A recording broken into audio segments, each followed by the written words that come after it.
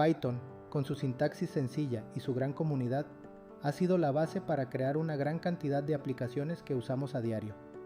Aquí te presento un top de algunas de las aplicaciones más famosas creadas con este lenguaje de programación. Top de aplicaciones famosas creadas con Python. Número 1. Instagram.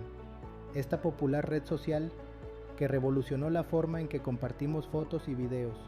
Utiliza Python como uno de sus lenguajes principales, especialmente en su backend.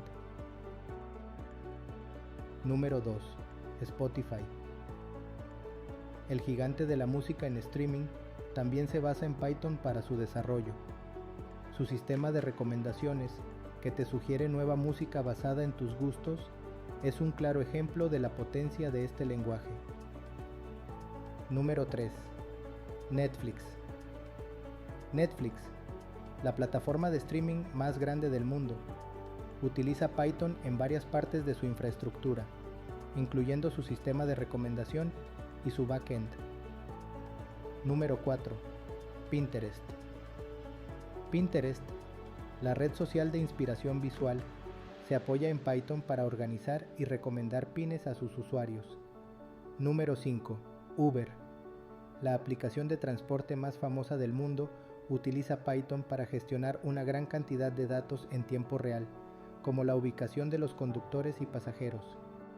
Python ha demostrado ser un lenguaje de programación extremadamente versátil y poderoso, capaz de impulsar algunas de las aplicaciones más utilizadas en el mundo.